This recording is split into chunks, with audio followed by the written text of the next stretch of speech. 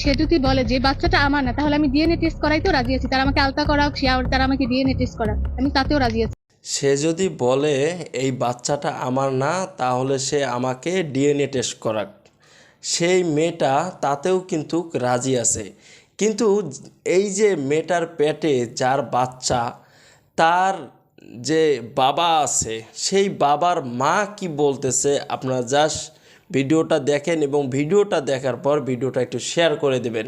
আর যারা ইউটিউব থেকে দেখতেছেন, ইউটিউব থেকে যদি আপনার ভিডিওটা ক্লিক করে একবার দেখতেছেন ভিডিওটা, ধৈর্য ধরে সম্পূর্ণ ভিডিওটা দেখে যাবেন যে কি এমন খারাপ কাজটা এই মেয়েটার সাথে কি করা হয়েছে, জাস্ট শুধু দেখেন। ইমরানের আব্বা আছে, মা আছে, বড় ভাই আছে, তুই দুইজন, একজন উকিল যায় ঢাকা শহরে, ও কিসের লাগে জানাই নাই, এই কথাটা তোমরা শুন। আমরা এই যে কোনো কায়দা মানকে নিব না, এইগুলো কথা। আচ্ছা, এই যে মেয়েটাকে আপনারা দেখতেছেন স্ক্রিনে, তার নাম হচ্ছে হাবিবা। বরিশাল গরুনদী ইমরান মোল্লার বাড়িতে গিয়ে সে অনশন করতেছে। কেন অনশন করতেছে?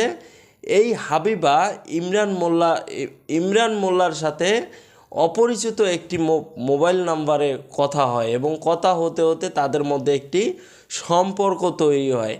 এক পর্যায়ে ইমরান মোল্লার সাথে হাবিবার যখন সম্পর্ক তৈরি হলো, সম্পর্ক তৈরি হওয়ার পরে তাদের মধ্যে একটি ভালোবাসা আন্ডারস্ট্যান্ডিং হয়ে গেল। যখন ইমরান মোল্লা এবং হাবিবা তারা দুজনকেই ভালোবাসলো, এবং ভালোবাসার এক পর্যায়ে ইমরান মোল্লা হাবিবাকে বলল, চলো তোমাকে আমি ঢাকায় নিয়ে যাই, ঢাকায় নিয়ে গিয়ে তোমাকে একটা চাকরি নিয়ে দেব, দুজন একসাথে কাজ করে একসাথে একই বাসায় থাকবো। কিন্তু ইমরান মোল্লা এই হাবিবাকে কিন্তু বিয়ে করে নাই। বিয়ে না করে সে 3 মাস যাবৎ সে হাবিবার সাথে একই ঘরের ছাদেই কিন্তু তারা ছিল। থাকার পরে হাবিবাকে ইমরান মোল্লা বলে যায় যে আমি বাড়িতে যাচ্ছি, বাড়ি থেকে আসার পর আমি তোমাকে বিয়ে করব। কিন্তু ইমরান মোল্লা যে বাড়ি গেল, বাড়ি যাওয়ার পরে সে আর ঢাকায় আসতেছে না। কিন্তু হাবিবা তো এদিকে টেনশন করতেছে যে আসলে আমার প্রেমিক যে ব্যক্তি আমার সাথে এতদিন ছিল, সে কি আমাকে বাড়িতে গিয়ে ভুলে গেল? সে কি আসলেই কি আমাকে বাড়িতে ভুলে গেল? যখন হাবিবা বুঝতে পারলো যে ইমরান মোল্লা বাড়িতে গিয়ে আরও একটি বিয়ে করতে পারে, তখন হাবিবা ইমরান মোল্লার বাড়িতে গেল, এবং বাড়িতে যাওয়ার পরে সে জানতে পারে ইমরান মোল্লা বিয়ে করেছে।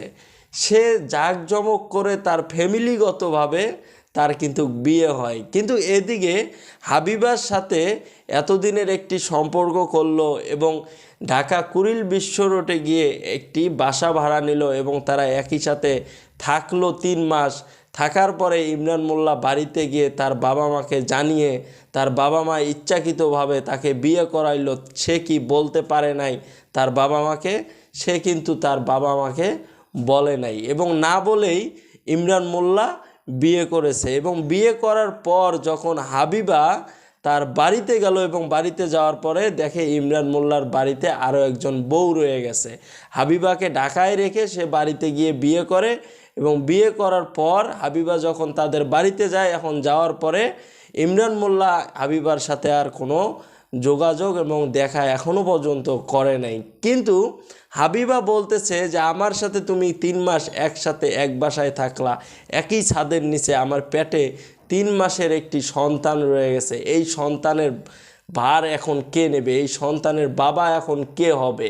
কিন্তু ইমরান মোল্লা বলতেছে, এবং ইমরান মোল্লার পরিবার বলতেছে যে আমরা এই বিষয়টা মেনে নিতে পারতেছি না। এখন হাবিবা বলতেছে আমার যে 3 মাসের অন্তঃসত্ত্বা যে আমি আছি, তাহলে এই অন্তঃসত্ত্বার এই বাচ্চার বাবা কে হবে? এখন ইমরান মোল্লা বলতেছে এই বাচ্চার বাবা নাকি সে না।